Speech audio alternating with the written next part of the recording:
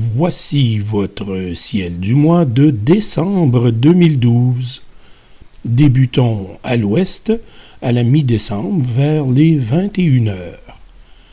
Voici 3 cibles pour jumelles et télescopes. D'abord, la grande galaxie d'Andromède qui apparaît comme une tache de lumière diffuse et allongée, représentée ici par le G. Puis l'étoile Mu de Céphée, une géante rouge entre les pieds du roi.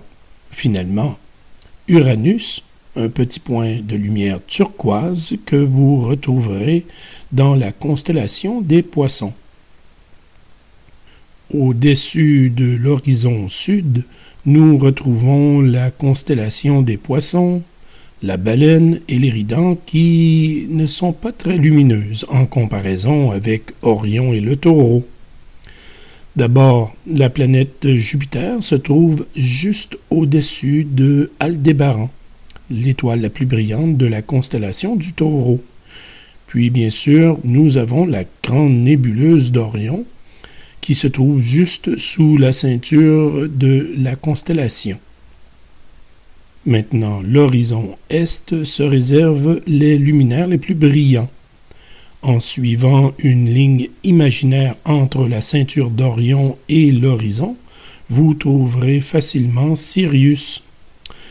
Son petit frère, Procyon, est juste un peu plus à l'est.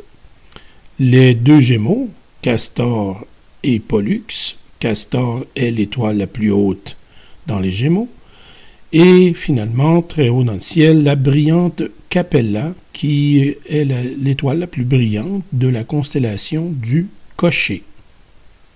Poursuivons avec les phases de la Lune en ordre croissant dans le mois. Le dernier quartier se produit dans le Lion, le 6 décembre prochain, et pour les gens matinaux, voici le ciel à l'est vers les 5h30. Vénus sera près de l'horizon, avec Saturne juste au-dessus.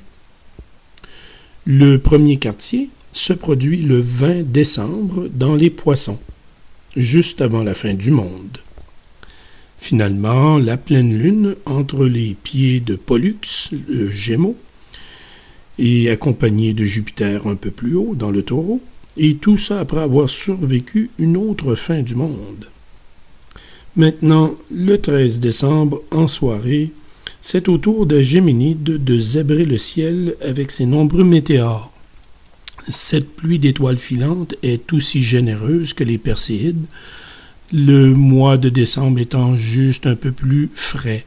Alors on s'habille chaudement et on profite d'une belle marche durant la soirée pour voir ces nombreux météores. Sur ce, je vous souhaite un joyeux temps des fêtes et une bonne et heureuse année 2013.